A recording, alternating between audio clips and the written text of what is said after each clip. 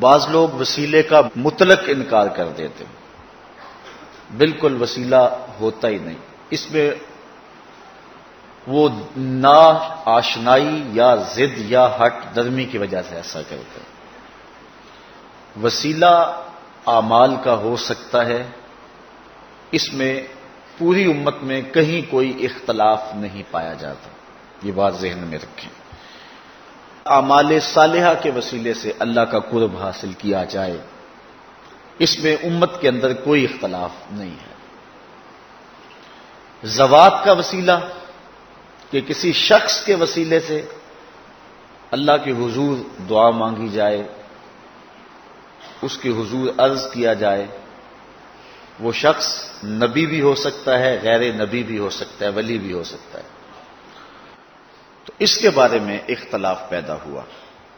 سب سے پہلا شخص جس نے اختلاف کیا، امام نبہانی علیہ رحمہ فرماتے ہیں اول من انکر التوسل والاستغاثہ والنداء هو ابن تیمیہ۔ پہلا شخص جس نے وسیلے کا، توسل کا، استغاثہ کا اور ندا کا انکار کیا وہ ابن تیمیہ ہے۔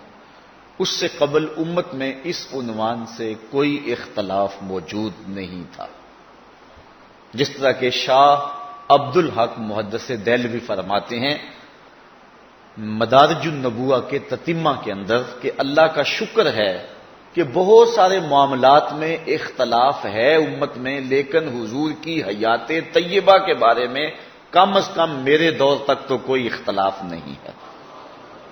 یہ آج سے 300 سال قبل یہ بات، 300-400 سال قبل یہ بات کہہ رہے ہیں حضرت شاہ عبد الحق محدث دہلوی علیہ رحمہ۔ تو معلوم ہوا آج امت کے اندر یہ بھی اختلاف ہے تو یہ شیخ کے بعد پیدا ہوا ہے۔ شیخ سے قبل باقی جتنی بھی صدیاں گزری ہیں، حضور کی حیات طیبہ کے بارے میں امت میں کوئی اختلاف نہیں ہے۔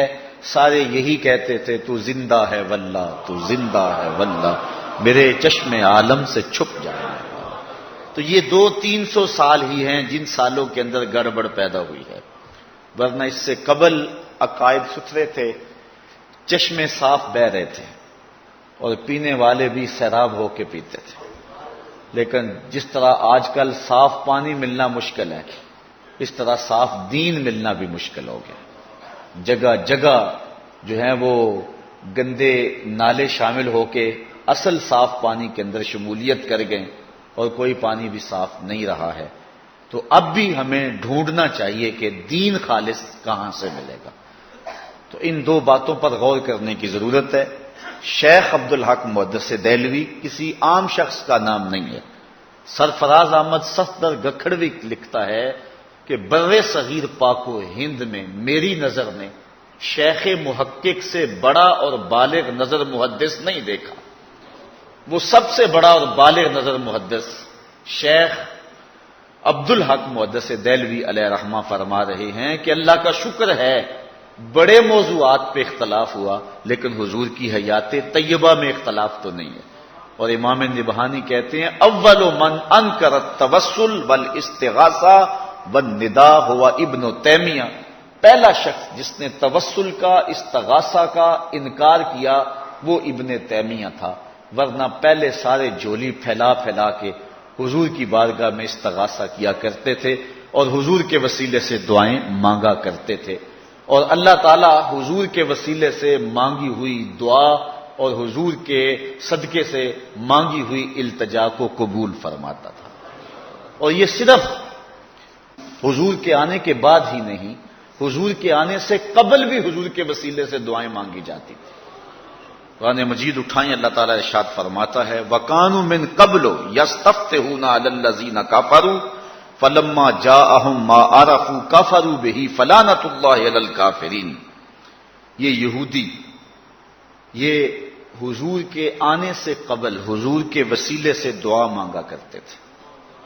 اوس و خزرج پر اور دیگر قبائل پر وہ دعا مانگا کرتے تھے کہ یا اللہ اس آنے والے نبی کے صدقے سے ہمیں ان پر فتح دے۔ وَكَانُوا مِن قَبْلُ يَسْتَفْتِحُونَ عَلَى الَّذِينَ كَفَرُوا، اور وہ کیا کہا کرتے تھے اللہم انا نسألک بحق نبیک الذی وعدتنا ان تبعثہ فی آخر الزمان، اے اللہ اس نبی کے صدقے ہمیں فتح دے جس کو تو نے آخری زمانے کے اندر مبعوث کرنے کا وعدہ کیا ہوا ہے۔